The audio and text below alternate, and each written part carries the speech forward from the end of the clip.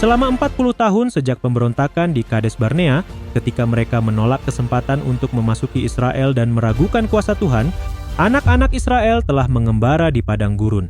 Sekarang, dengan hampir berakhirnya 40 tahun, mereka kembali mencoba mendekat, tetapi mereka harus berbelok. Orang Edom, yang adalah saudara mereka keturunan Esau, saudara Yakub, menolak untuk membiarkan mereka melewati tanah mereka, sehingga mereka harus mengitari Edom. Tuhan memerintahkan agar mereka tidak mengganggu orang Edom karena menolak permintaan mereka, karena leluhur mereka bersaudara. Saat mereka berjalan melewati padang gurun, Gunung Hor menjulang di atas mereka. Puncaknya akan menjadi tempat kematian dan pemakaman Harun. Musa diperintahkan untuk membawa Harun dan Eleazar ke atas, serta menanggalkan pakaian imam dari Harun, dan memberikan pakaian itu kepada Eleazar. Kedua pria lanjut usia ini, saat mereka berjalan mendaki gunung, sekarang berusia setidaknya 120 tahun. Mereka telah mengalami ujian paling mendalam dan menerima kehormatan terbesar yang pernah diberikan kepada manusia. Mereka berdua memiliki kemampuan alami yang luar biasa, tetapi telah dikembangkan dan ditinggikan melalui persekutuan dengan Tuhan. Gunung Hor terletak di Petra, yang kini berada di Yordania. Saat mencapai puncak Gunung Hor di sini, mereka akan melihat ke dataran di belakang saya, dan melihat perkemahan Israel terbentang sejauh mata memandang. Mereka telah mengorbankan dan mendedikasikan sebagian besar hidup mereka untuk bangsa Israel.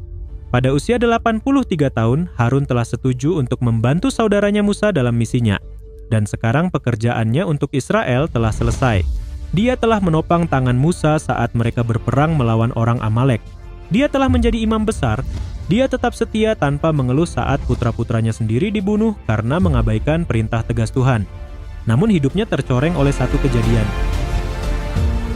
Harun dikenang karena dosa yang berat di Sinai saat dia menuruti tuntutan orang-orang, dan juga saat dia bersatu dengan Miriam dalam iri hati serta persungutan melawan saudaranya, Musa. Kemudian bersama Musa atas dosa di Kadesh ketika mereka berdua dengan marah memukul batu itu alih-alih berbicara kepadanya.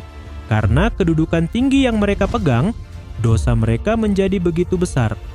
Dengan kesedihan mendalam, Musa menanggalkan pakaian imam dari Harun dan memakaikannya kepada putranya Eleazar. Harun tidak akan mempersembahkan korban pertama di tanah perjanjian. Hak istimewa itu akan jatuh kepada putranya. Catatan Alkitab mengatakan di sana Harun meninggal dan di sana dia dikuburkan, Ulangan 10 ayat 6. Monumen ini di belakang saya dibangun pada waktu yang relatif baru untuk memperingati tempat yang diyakini sebagai tempat kematiannya. Salah satu orang paling terkenal yang pernah hidup hanya dihadiri anak dan saudaranya di pemakamannya. Sangat kontras dengan beberapa pemakaman mewah dan megah yang kita lihat hari ini untuk orang-orang yang memiliki kedudukan tinggi. Saat Musa dan Eleazar turun dari gunung sendirian, orang-orang berduka untuk Harun. Tetapi tidak ada yang merasakan kehilangan sebesar Musa, karena dia sekarang tahu bahwa akhir hidupnya sudah dekat.